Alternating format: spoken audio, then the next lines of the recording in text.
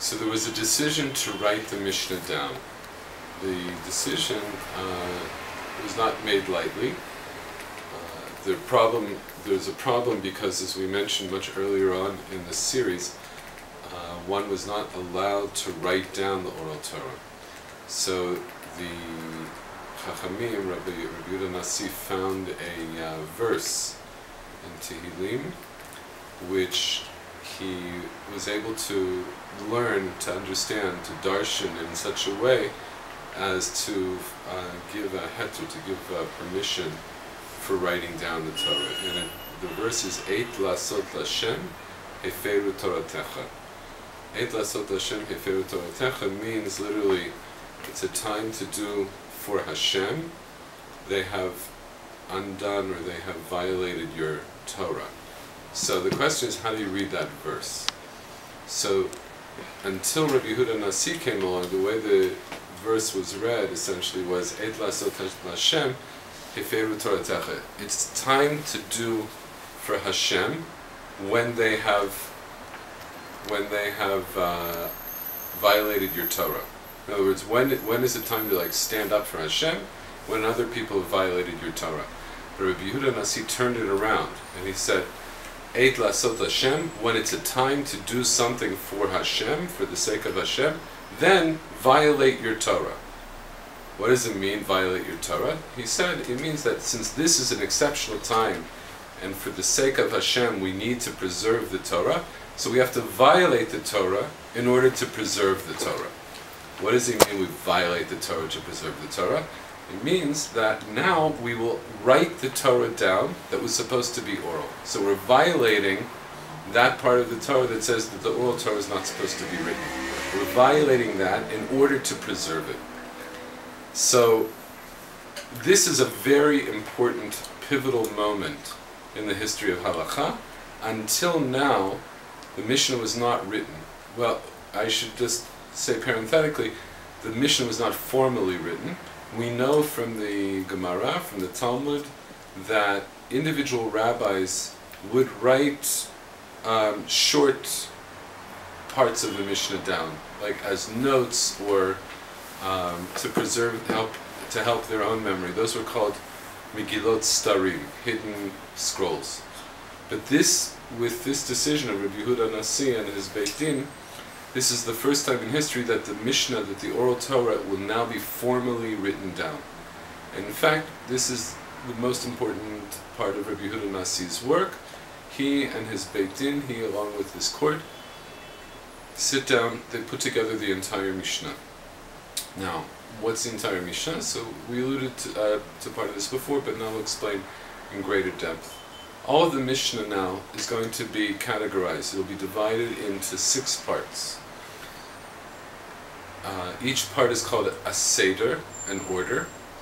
The first Seder is Zra'im, which literally means seeds, and it deals with all of the laws that have to do with the land, that is, agricultural laws, such as the sabbatical year, such as taking tithes and leaving parts of the field for the poor.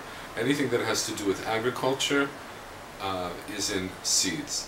Seeds, Zra'im, begins actually with Masechet Brachot, the laws of making brachot, and in fact all of the laws of the davening, of the prayer.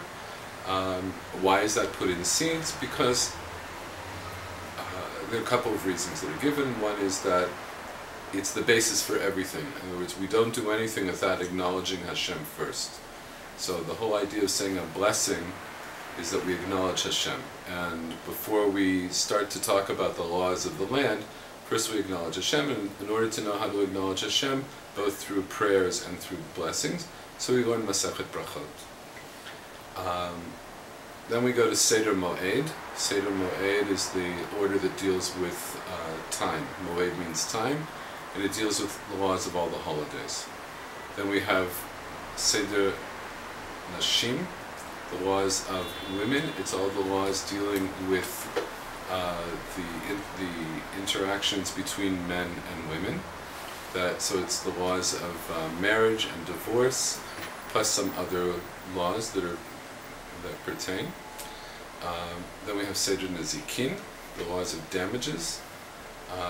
This is tort law, civil law. Essentially, the Zikin covers the kinds of laws that you will see in any legal system, not just a Jewish legal system. So it's how to set up a court, and then all of the laws of dealing with taking testimony and evidence and so forth. Then we go to Seder Kodashim, the laws of holinesses. Those are the laws that have to do with the temple and the service in the temple, bringing sacrifices and so forth. And then the last Seder is Seder Taharot, the laws of purities. And the laws of purities deals with the laws of ritual purity and ritual impurity. These last two stari and the last two orders are things that, for the most part, we no longer observe today, because they were only these laws were only pertinent at a time when we had a temple. So, from each of those starim, there is not that much that we still learn. But let's say from Seder Kodashim, we still learn Chulin. Chulin is a Masechet, it's a tractate that deals with Dafka, those parts of the Halacha that do not deal with the temple, like laws of ritual slaughter, laws of how to kasher meat, plus other laws of kashrut, not just about meat. And then from Seder Taharot, the only Masechtot that are really pertinent are Masechet Nida, that deal with the laws surrounding a woman and her menstrual flow, and also Masechet Yadayim, which deals with the laws of washing one's hands, which we still do nowadays.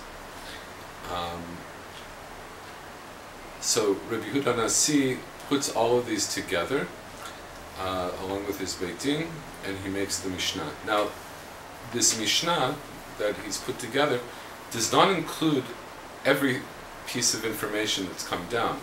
Remember, Rabbi Yehuda Nasi is trying to preserve an oral tradition. He's writing it down. He doesn't want to write everything down.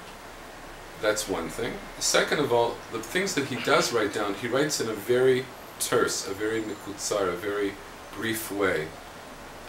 We'll expand on what that means in a moment, but he's writing it also in a way that it can still be memorized.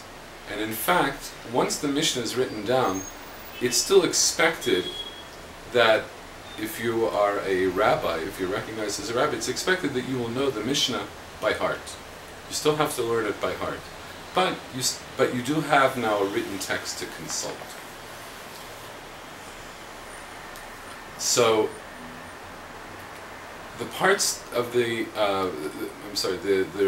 there's now literature that's not included in the Mishnah, and we'll talk about that in the next video.